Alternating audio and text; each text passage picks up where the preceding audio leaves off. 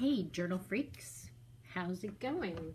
I've got a new setup today and a new idea today. So let's get started. First of all, I'm going to set a timer. So I don't have my phone today, so I'm going to set a time with Alexa. Alexa, set a timer for 35 minutes. 35 minutes, starting now. Okay, well, she's got it. So here we go, folks. This is kind of a different video, which is I'm going to show you guys a step-by-step process about like how I create my holiday cards. So if you guys know me, you know that it's always holiday season for me. So, but this is a particularly busy holiday season because there are so many holidays. So what I like to do is I like to send out Nengajos. And Nengajos are sort of like New Year's cards that Japanese folks send out at the end of the year to friends and family, and they send it out through the mail, and it's like millions. And I just loved that idea. I lived in Japan for a while, and I picked up that idea. And so when I came back here, I started making homemade cards and sending them out to random people. I have a list, but my list is so long that it's just random people I send them out to. And then throughout the year, I might send random people an Easter card, or random people, you know, a Pagan Sabbath card or something like that. But let's kind of go into the Christmas, Hanukkah, New Year sort of celebration. So like I said, like to do New Year's cards and as opposed to Christmas cards. And this is one that I did a couple of years back. So I just wanted you guys to have a look at this motif that comes back and back again, which is the tree. Excuse me. So this will feature heavily in a lot of my cards in the future. But like I said, I did this a couple of years ago. And a friend of mine had printed out a bunch of cards for his business, and he sent them out, but he had some leftovers, so he gave them to me, and they were sort of Christmassy. You can see in the background there's Christmas stuff. And then I put a tree, and then I put the Japanese, which says Akemashite. And the whole phrase, excuse me, is Akemashite omedetou gozaimasu. Forgive my pronunciation, but as far as I can tell, basically the meaning is Happy New Year, and maybe the literal translation would be Bright New Year. So I kind of grab onto that idea as well. Bright, light, all of that stuff. And then on the other side, I write a little note to the person I'm giving it to. So I also say this is a Nengajo, and I wrote this to my friend G Boogie that I did a card for a couple of years ago, May 2017. Okay, so this is 3 years ago. Be filled with adventure and romance. It's the year of the rooster. Luck, romance, personality. Have fun. Do good. Love all of the dogs.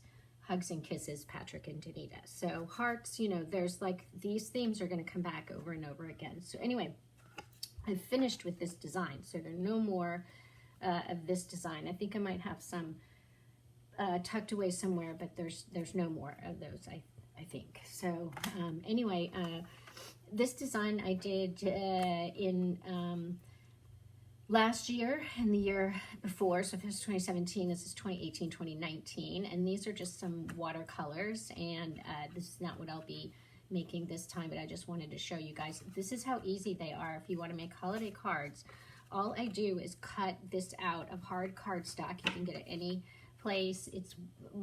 This pack was watercolor. I cut bigger watercolor sheets down into postcard size because I knew I was going to use watercolor. So I then framed it with a colorful ink pen. I'm just saying this is just super easy. And then I made a circle and I just splashed some watercolor in there. So and then I like to sort of advance it by maybe I'll put like little make this look like a Christmas ball.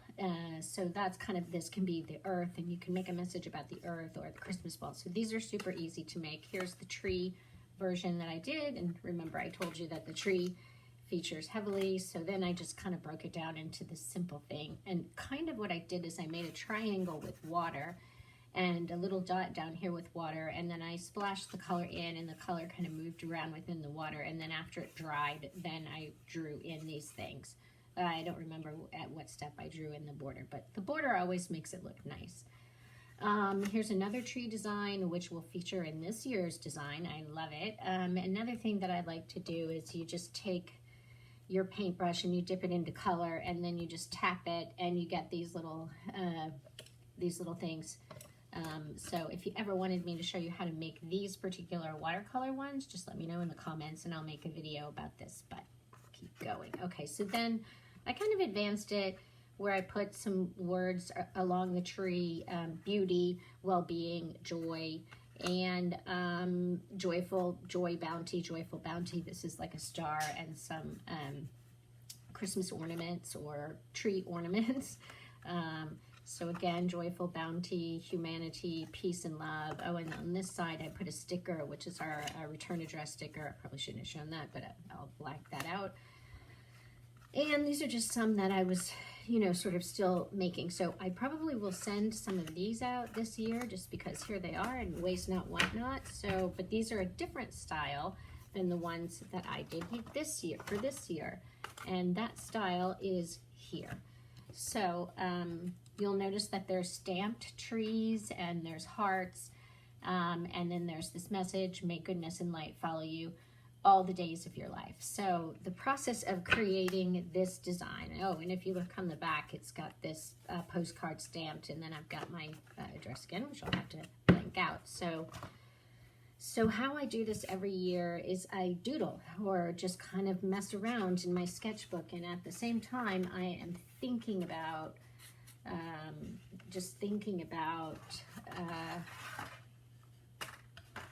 creating a card and what would the card look like. So anyway, I was messing around because I got this stamp making kit a couple of weeks back and I haven't been able to get into it. So I did get into it yesterday and I created this stamp, which is 3 trees, which is very similar to this design that I did.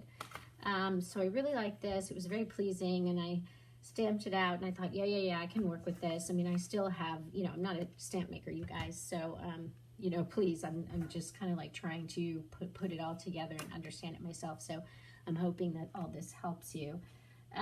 So anyway, and then I got this message while I was doodling around these saying, may goodness and light follow you all the days of your life. So that's where this one came from. So I was like, oh, okay, so that is the saying, but sometimes y'all, I'll get it wrong.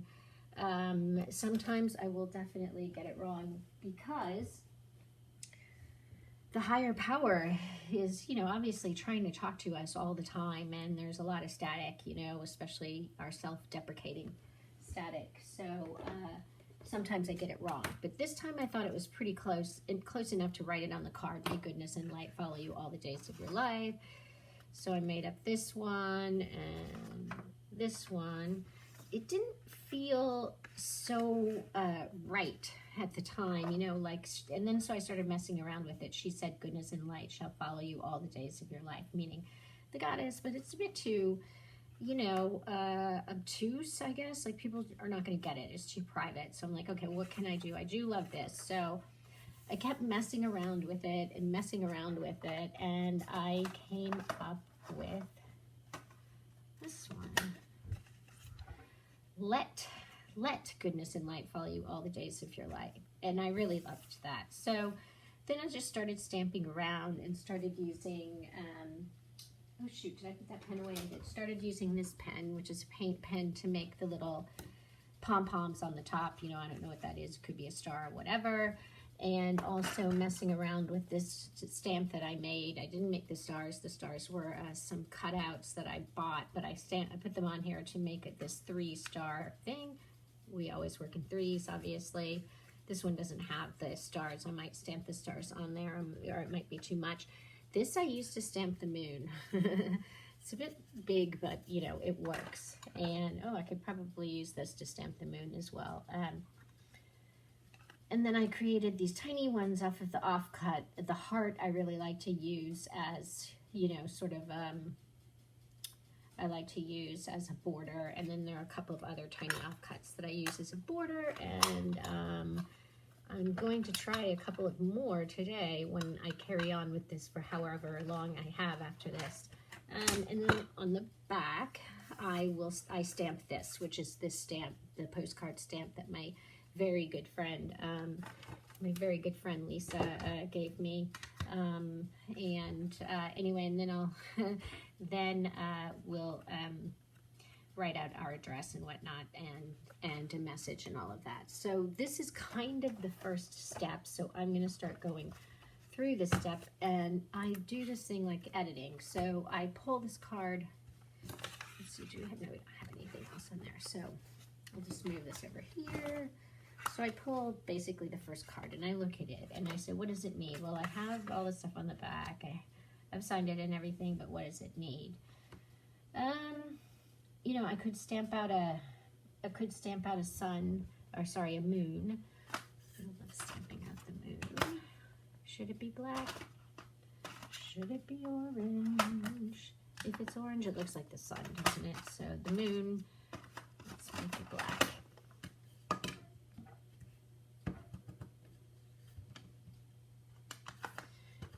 Right, so, and I'm not 100% sure about the writing, so I'm going to take some of my, these pens, my fantastic supporter, my supporter patron, Gretchen and housemate gave me these, and they are just amazing, y'all. They're the Rapidograph pens. They're technical pens, so they're not really meant to do what I do with them, but they're just fantastic. For me, they're a cross between a fountain pen and a dip pen.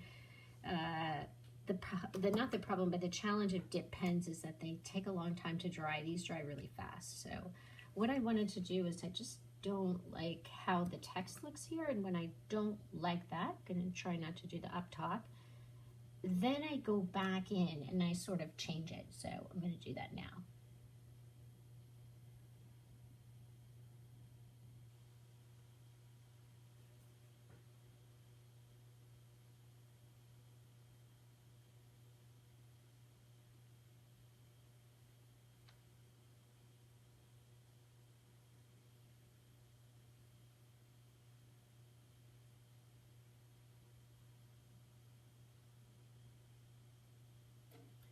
I'm not talking because I'm just trying to get this, you know, really nice. So yeah, this is one of the things that I do to kind of touch up.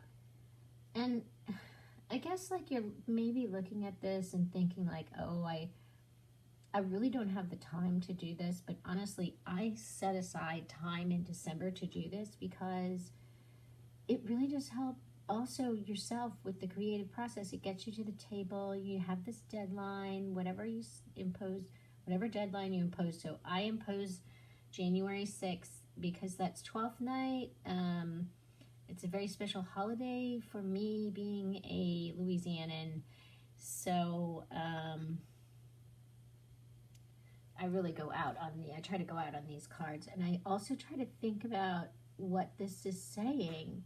May goodness and light follow you all the days of your life. All the days. Should it be all of the days of your life? May goodness and light follow you all of the days of your life. I'm just going to put all the days of your life, whatever. So I'm also like, I'm doing art right now. I'm making this beautiful artwork for a friend, and I am also just practicing being an artist in this world.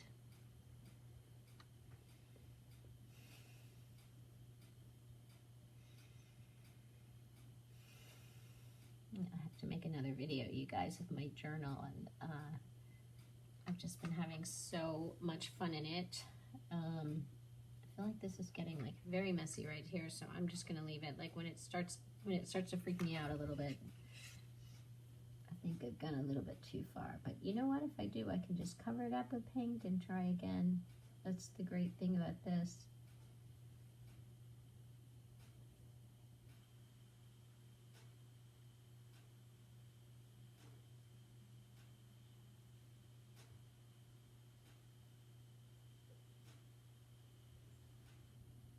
I have to put drop a little bit of white in there. Okay. So let's see, here's another one that I wanted to change the text on. This is an easier one, so let me just be lazy and do it.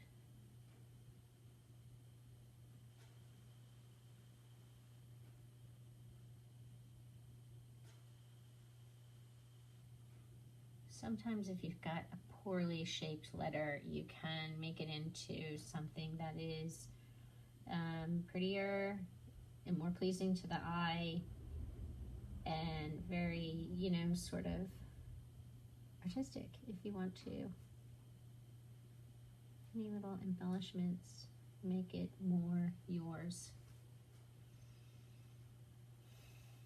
People tell me that they love getting my cards at the end of the year, at the beginning of the year, whatever,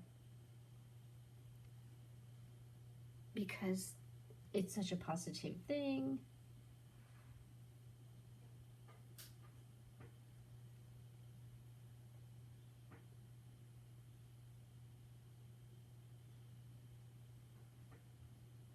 So I just carry on outlining these letters, and the more you sort of play around with it, the better the text looks. So you can do this anytime you sort of write something out by hand and you're like, oh, that's ugly, then you can do this to fix it.